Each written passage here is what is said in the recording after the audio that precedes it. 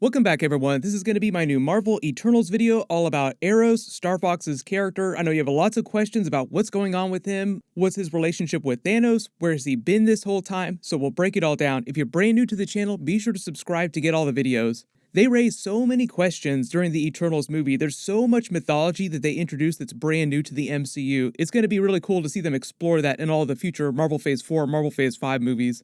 Careful for spoilers if you have not seen the movie yet, because we'll be talking about the mid-credit scene.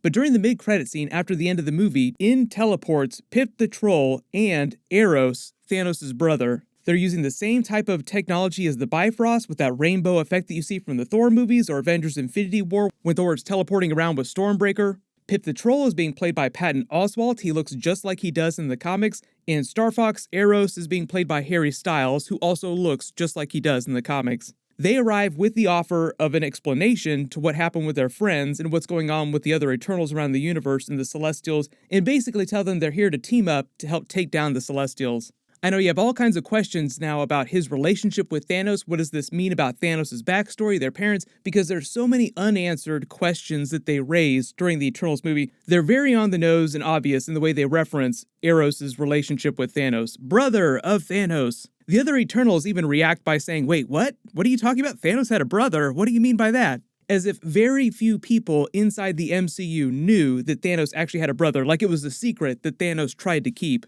But Eros has a version of his red and white comic book costume. He's got the red hair from the comics, and he's another Prime Eternal like Ajax and Sersi. Prime Eternals are just recognized as the leaders of any of the teams of Eternals on whichever planet they're on, and the ones with those special celestial orbs. Arishem gives those to the Prime Eternals to allow them to directly communicate with him, open those celestial Zoom calls. But there's a whole lot of extra celestial technology involved in making those that Phastos used to reverse engineer the Unimind bracelets. That's going to be important for later too. Now that they have more orbs, the idea that there are more orbs out there, they can create more bracelets to form an even larger Unimind. And that's sort of their key to defeating the Celestials, or at least fighting them to a standstill. There's this whole theme of apex predators that runs throughout the Eternals movie. Like, there's always a bigger fish out there, and they want you to think that the Celestials are the biggest apex predators in the MCU right now. But we all know that Galactus exists. Galactus would be the true apex predator. You could just imagine him snacking on all those celestial seeds on different worlds. I'll do a longer video about Galactus and how he figures into all this too, because technically he's not a Celestial, he's a little bit different. But the suit that Eros is wearing, the armor, is the exact same technology as the suits that the other Eternals wore in the movie, just confirming that he's an Eternal just like them. Which also means that Thanos, his brother, is an Eternal just like them. Although there are some differences because they were born biologically to parents on Titan. Patton Oswalt's Pip the Troll here is basically just meant to be a comic book version of the character. He was kind of created to be this joke jester style character. Most people remember him from the Thanos Infinity Gauntlet storyline, but he kind of popped up through a lot of different space-based stories. He jokes about not teleporting drunk anymore because usually when he shows up in the comics, he's drunk. The funny thing about Eros' origin story is that he showed up for the first time in an Iron Man comic book of all places, Iron Man number 55 in 1972. Pip the Troll appeared for the first time in an Adam Warlock story in 1975. We're actually going to meet MCU Adam Warlock during Guardians of the Galaxy 3. Finally, James Gunn just confirmed that he'd be played by Will Poulter. So eventually we might see some Adam Warlock in Eros Star Fox crossover. When Pip the Troll calls Eros a Prince of Titan, that's because his and Thanos' father, Alars, mentioned by Red Skull during Avengers Infinity War, was the Prime Eternal of Titan, the leader of their people. So that's who Eros would have gotten his special celestial orb from before his father died. They kind of referenced that during Avengers Infinity War, but it's with sad overtones because Thanos laments the destruction of Titan like it was beautiful once. When Pip the Troll says that Eros is the defeater of Black Roger and he's from Mystery Planet, that's just from a story called The Comedy of Eros in the classic comics, where he saved a girl from a villain named Black Roger on Mystery Planet using some creative teleporting. The fact that they jump onto the Domo, the ship here, all surprise-like and find them, is just meant to be a reference to that creative teleporting. It's also meant to foreshadow how they're going to save the other Eternals from the World Forge with some creative teleporting. But after he drops all those pickup lines to Athena's character, "Oh, you're so beautiful, just like I've heard," he tells them that he's going to use his special orb to help find the other Eternals, Arishem the Judge, at the World Forge. And the reason why they go out on the Foreigner song is just a reference to his powers and the other Eternals starting another new mission again, this time without having their memories wiped. In the comics, Eros' whole power is stimulating the pleasure centers of people's brains. That's why everyone is joking, posting memes saying he has horny powers. The reason why Harry Styles, of all people, big pop stars, playing Eros is because Chloe Zhao, the Eternals director, picked him specifically for the part and said it was mostly because of his performance during Dunkirk, but she'd been watching some of his acting performances. Recently, you've probably seen Harry Styles has been doing more and more movies. I don't really have an issue with them casting someone like him as long as the execution of his character in the future works out. The idea is that he'll be back in Eternals 2, and that's when they'll cover the majority of this Arishem the Judge, World Forge, Celestials plot. Post all the Doctor Strange memes, Eternals 2, we've come to bargain. And if we're talking about the origin of the Celestials and the way they lie about the origin of the universe, there is the idea that eternity is the one that created the Celestials. They reference the term eternity several times during the movie, but they never talk about eternity as if it's an actual character in the MCU. So we'll see how they handle that in future movies. I think they'll probably save a lot of that for future Eternal sequels, just because it's such a big concept. I think they wanted to kind of wade in as slowly as possible, but the whole relationship between Eros and Thanos, his brother, is very classic family drama, very recognizable. They've changed their backstories and the Eternals' backstories a little from the comics, but originally all the Eternals came from Earth, and they started out as regular humans that the Celestials modified. They weren't cosmic robots or anything like that. Because they weren't robots, they always had the ability to have children, but over millions of years, the very first Eternals had children, then grandchildren, so Ikaris, Makkari, Druig, Thena, Phastos, Ajax, all the main characters in the movie are like the grandchildren of those original Eternals.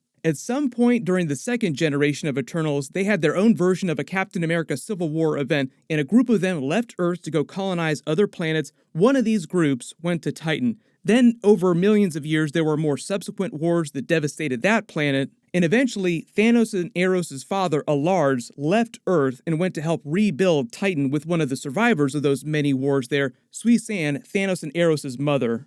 Together, the two of them helped repopulate the planet Titan, and the Eternals that lived there were then called Titans. That's why Thanos is called the Mad Titan. But they're all still Eternals, just like the ones on Earth. Thanos is the older brother. When he's born with the Deviant Syndrome. That's why he looks like the purple space grimace with the nutsack chin. Eros, his younger brother, is born without any kind of defects, so he looks just like the other Eternals on Titan. There was some deleted scenes from Avengers Infinity War with some concept art that they produced for Thanos' parents. They were going to do a flashback with young Thanos, make all the jokes about Thanos that you want, because he's not all swole here. They just chose to remove this and just do the backstory the way they showed you during the actual Titan scene in the movie. If you've read any of Thanos' comic book backstory, there's this whole idea that the cosmic entity Death became his companion as a child and sort of manipulated him into becoming who he was in present day and set him on his quest to kill half the universe. In the MCU movies, they've never done any of that Thanos and Death backstory. He just grew up being ostracized by his peers because of his appearance, because kids will make fun of anything that looks different. Then later he was dubbed the Mad Titan after he came up with his final solution to balance the planet and save it by killing half the population. The MCU reason why their parents, Alars and Suisan, were probably able to have children even though they're celestial robots, just like the other Eternals, is probably because of a similar Sprite-style twist. At the end of the movie, Sersi uses the cosmic power of the Unimind to transform Sprite. Something similar probably happened to Thanos' parents that allowed them to conceive children. But the idea is that MCU Thanos and Eros are both Eternals, but they're slightly different. They've been modified because of the way their parents had been modified, allowing them to even have them in the first place. That's probably one of the reasons why the Celestials didn't act to stop Thanos, because they weren't able to track him through space because of the changes to his physiology. The same thing with Eros as well. But Thanos' father was the one who banished him from Titan before it was destroyed. It's implied that at some point before the final destruction of the planet, his brother Eros also left the planet, and that's how he's still alive today. But I think they'll use future Eros cameo scenes wherever he shows up in movies to explain more of this backstory of Titan and Thanos' backstory. There have been rumors about them doing more with other versions of the Thanos character in future movies, like they explain Eros' backstory, and that's an opportunity to do young Thanos. During Avengers Infinity War, Thanos is about 1,000 years old, so Eros would just be a couple years younger than that. The reason why Thanos never spoke about his brother is probably mostly out of resentment and bitterness from their childhood. And in terms of power levels, normally they'd be pretty evenly matched without any weapons, but older Thanos just got so swole during his conquest to balance the universe. I would say Infinity War Thanos could beat Eros in a bare-knuckle brawling match if Eros wasn't using his psychic powers.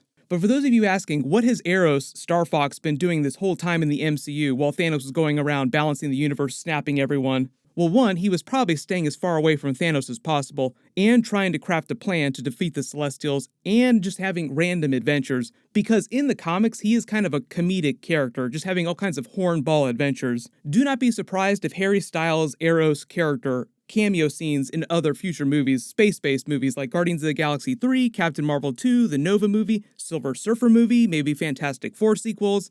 But if you have any other questions about what's going on with Harry Styles' Eros character, just let me know in the comments below, or about Thanos' backstory. I've got a couple other Eternals bonus videos that I'm working on, so make sure you have alerts enabled for my channel so you don't miss that. My Hawkeye episodes will also start in a couple weeks too. Everyone click here for my full Eternals post-credit scene video, and click here for my full breakdown of the entire movie with Easter eggs for everything. Thank you so much for watching, everyone stay safe, and I'll see you guys in the next one.